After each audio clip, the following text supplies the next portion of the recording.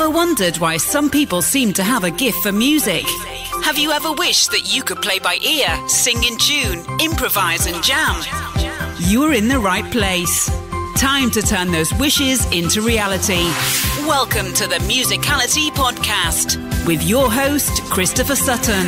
After our recent episode with Davin Youngs, I thought I'd do an episode about the benefits of singing. But then I changed my mind.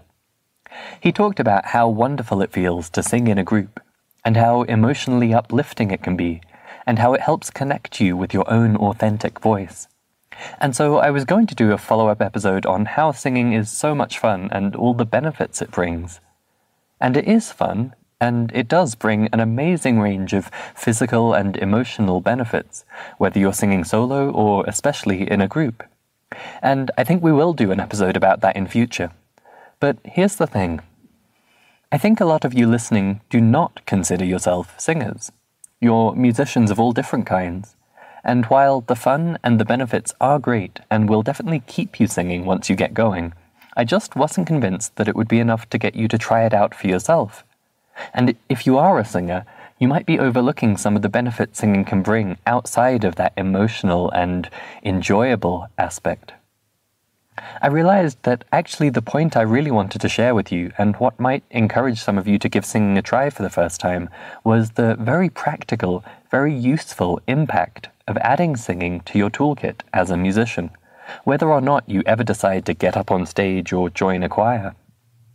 How singing is a tool that any musician should be able to use, and that it doesn't take long to master the basics enough for it to be this tool for you. If you're listening and thinking, well, sure, but I can't actually sing, then please don't tune out.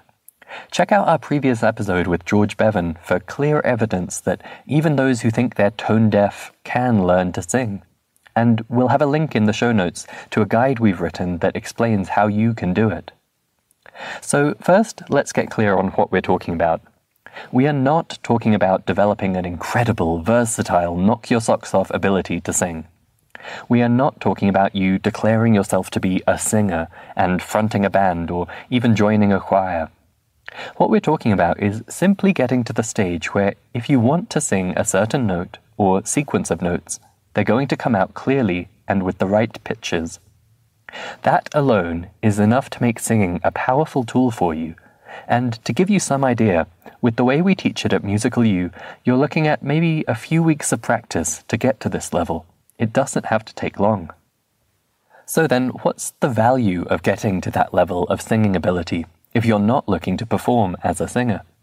There are a whole bunch of benefits, but the short and simple answer is that it's a way to bring musical ideas from your head out into the world, without the added complication of finding the right notes on an instrument. If you don't have singing as a tool, then it can feel like there's this big gulf between hearing something or imagining it in your mind's ear and then playing it on your instrument. With singing, you're able to bridge that gap or remove the need for the instrument step altogether. Let's go through some specific benefits and applications of singing as a tool. First off, learning to sing in tune is one of the best ways to train your sense of pitch. Singing in tune requires two major components: controlling your vocal pitch, but also being able to very clearly and accurately hear and imagine the pitch that you're actually aiming for. So as you learn to sing in tune, you train your ears to hear better whether notes are sharp or flat or perfectly on pitch. This is something that you might never have had to do before depending on the instrument you play, but it's such a fundamental skill that you absolutely do not want to overlook. You can do pure ear training exercises to hone your pitch accuracy, but learning to sing in tune is an easy, natural, and effective way to do it. Learning to sing also gives you better audiation. As well as the real-world pitch training we just talked about, you're also training your mind's ear, your ability to audiate, meaning imagine music, with accurate pitch. In a recent episode, we talked about active listening and how it helps you improve your audiation and more vividly remember or create music in your head. Learning to sing in tune similarly develops the accuracy with which you can pitch notes in your mind. singing is also an enormous help for ear training. This is something we really emphasize at Musical U, and it also came up in our past episode with Brent Vastra of Learn Jazz Standards, that when you use your voice as part of ear training exercises, you're able to progress a lot faster. There are a few specific ways that your voice can help train your ears. As I just mentioned, learning to sing also helps you sing in your mind. And that means when you're trying to do ear training and recognize notes or chords and things like that, you have a much more powerful musical imagination to bring to the task. Singing also gives you a way to experiment out loud while trying to do ear training. For example, if you're trying to recognize an interval, you might sing the start of a reference song to see if it matches up. If you're trying to recognize a chord progression, you might sing along with the root notes of the chords, the bass line, to see how those pitches compare, and that can reveal the chords that are being used. You can also do some nifty vocal acrobatics. For example, if you're trying to identify a harmonic interval, meaning two notes played at the same time, being able to sing those two notes back individually transforms that interval into an ascending or a descending one, and that might make it easier for you to recognize. In time, as you get better, you'll probably do these things in your head or skip them altogether, but while you're learning, it's really helpful to be able to experiment out loud by singing. The third way singing can help with ear training is by really testing whether you heard what you think you heard.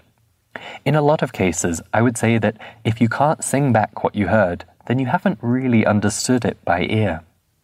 One example would be recognizing a chord as major or minor.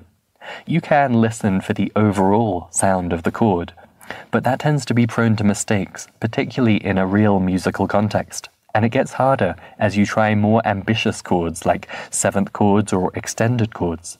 But if you're able to sing back each note of the chord, that both tests that you truly heard what was going on and gives you a clear set of notes to explore and evaluate to identify the chord type. For example, you might identify the sulfur name of each note or the intervals between them, and that will tell you the chord type for sure. If you find yourself struggling with a pitch-related ear training task, the chances are that you aren't actually hearing clearly enough yet to be able to sing back each of the notes you're listening to. Once you practice that and you use singing as a tool in this way, the actual task tends to become much easier. So that's how singing as a tool can help you with ear training, but there's even more benefits beyond that.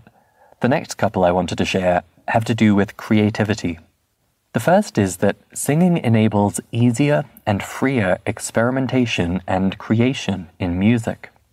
Yes, you can sit with an instrument and noodle around with scales or patterns and try to create something, but that's both more complicated and more limiting compared with doing it directly with your voice. Your singing voice is the most direct path to bring musical ideas you imagine out into the world. You have total freedom of pitch, so you're not trapped in memorized patterns or what happens to work well or match your level of instrument technique. And you can immediately express what you want to, and then analyze it after if you want to translate it onto an instrument or write it down.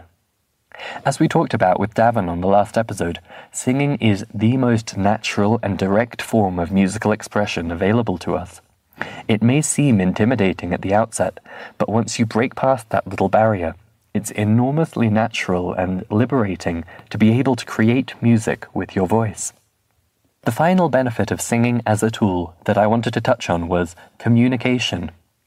Being able to express musical ideas with your voice isn't just helpful for private creation by yourself like we just talked about.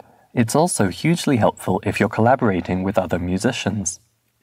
If you don't feel able to express your ideas with your voice, it can be very frustrating in a band or another group to have to try to translate what you're thinking onto your instrument before you can share it. If instead you can just quickly and easily sing the idea you have in mind, you skip all of the instrument specifics and complications, and you can bounce ideas back and forth immediately and directly. So this was meant to be a quick 5-minute episode, but it turns out there's quite a lot to say, and I haven't even close to covered all of the benefits that come from getting a basic level of singing under your belt. So if you're feeling inspired, please go ahead and take the next step. At Musical U, we specialize in helping people go from zero to being able to sing confidently and reliably in tune. We have a dedicated roadmap to show you the way. There'll be a link to that in the show notes, and we would love to help you make singing a valuable tool in your musical life. We'll also have a link in the show notes to our free guide, so that if you're not yet ready to join Musical U, there's still some easy next steps there to get you on your singing journey. If you have felt limited in how you can express your musical ideas, or you've found ear training challenging, or you've wanted to know that if the need arises, yes, you can absolutely sing simple things and sound good, then I hope this episode has encouraged you to add singing to your musical toolkit. Thank you for listening to the Musicality Podcast. This episode has ended, but your musical journey continues. Head over to musicalitypodcast.com, where you will find the links and resources mentioned in this episode, as well as bonus content exclusive for podcast listeners. That's musicalitypodcast.com.